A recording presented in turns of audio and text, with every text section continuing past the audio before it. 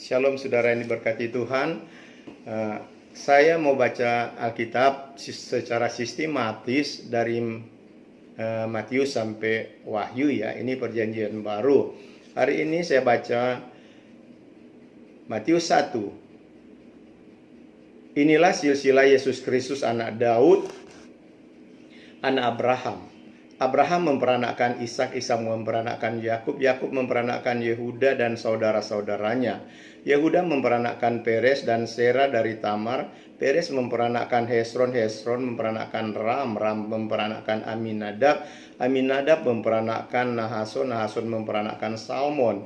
Salmon memperanakkan Boas dari Rahab, Boas memperanakkan Obed dari Rut, Obed memperanakkan Isai, Isai memperanakkan Raja Daud, Daud memperanakkan Salomo dari istri Uria. Salomo memperanakkan Rehabeam, Rehabeam memperanakkan Abia, Abia memperanakkan Asa. Asa memperanakkan Yosafat, Yosafat memperanakkan Yoram, Yoram memperanakkan Uzia, Uzia memperanakkan Yotam, Yotam memperanakkan Ahas, Ahas memperanakkan Hizkia. Hizkia memperanakkan Manasye, Manasye memperanakkan Amon, Amon memperanakkan Yosia, Yosia memperanakkan Yekonya dan saudara-saudaranya pada waktu pembuangan ke Babel. Sesudah pembuangan ke Babel, Yekonya memperanakkan Sealtiel, Sealtiel memperanakkan Serubabel, Serubabel memperanakkan Abihud, Abihud memperanakkan Eliakim, Eliakim memperanakkan Azor, Azor memperanakkan Zadok, Zadok memperanakkan Akim, Akim memperanakkan Eliud, Eliud memperanakkan Eleazar, Eleazar memperanakkan Matan, Matan memperanakkan Yakub, Yakub memperanakkan Yusuf suami Maria yang melahirkan Yesus yang disebut Kristus. Jadi seluruhnya ada 14 keturunan dari Abraham sampai Daud. 14 keturunan dari Daud sampai pembuangan ke Babel dan 14 keturunan dari pembuangan ke Babel sampai Kristus. Kelahiran Yesus Kristus. Kelahiran Yesus Kristus adalah seperti berikut. Pada waktu Maria ibunya bertunangan dengan Yusuf, ternyata ia mengandung dari Roh Kudus sebelum mereka hidup sebagai suami istri.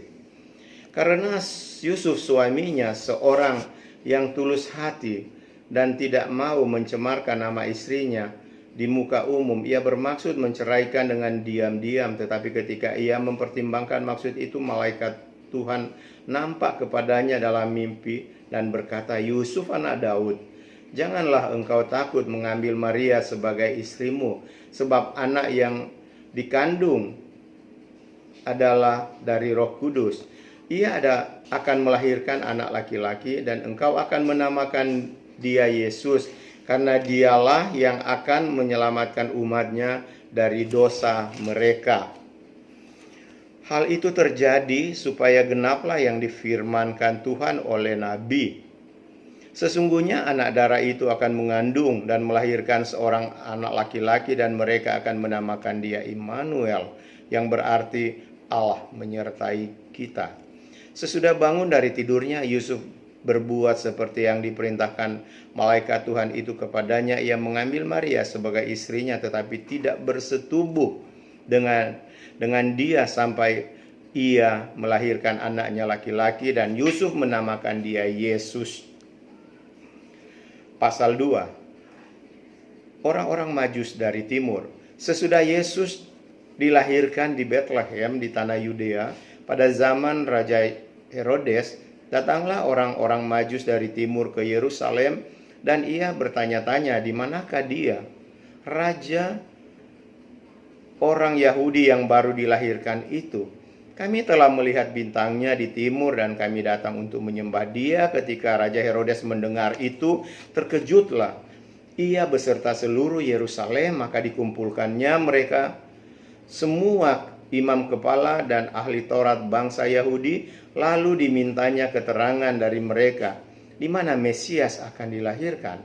Mereka bertanya kepadanya, di Bethlehem di tanah Yudea, karena demikianlah ada tertulis dalam kitab Nabi, dan engkau Bethlehem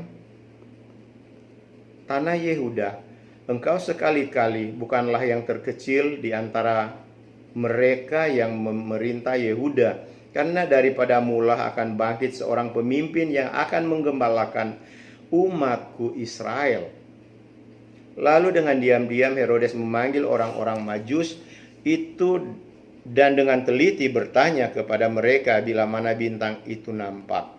Kemudian ia menyuruh mereka ke Betlehem, katanya, pergi dan selidikilah dengan seksama hal-hal mengenai anak itu, dan segera sesudah kamu menemukan dia, kabarkanlah kepadaku supaya aku pun datang menyembah dia. Setelah mendengar kata-kata raja itu, berangkatlah mereka dan lihatlah, bintang yang mereka lihat di timur itu mendahului mereka hingga tiba dan berhenti di atas tempat di mana anak itu berada. Ketika mereka melihat bintang itu, sangat bersuka cita mereka.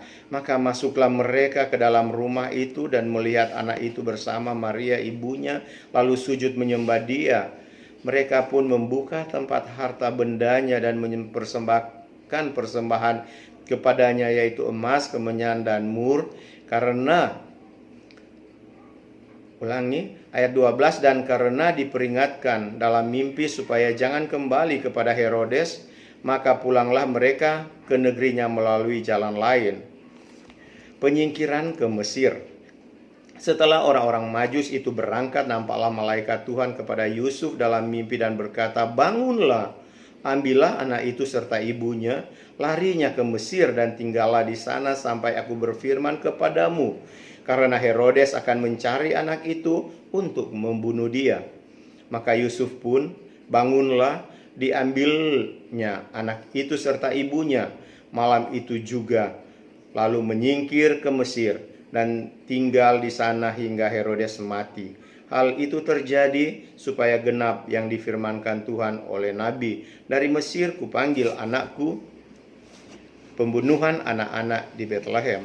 Ketika Herodes tahu bahwa ia telah diperdayakan oleh orang-orang Majus itu, ia sangat marah, lalu ia menyuruh membunuh semua anak di Betlehem dan sekitarnya, yaitu anak-anak yang berumur 2 tahun ke bawah, sesuai dengan waktu yang didapat diketahuinya dari orang-orang Majus itu. Dengan demikian genaplah firman yang disampaikan oleh Nabi Yeremia.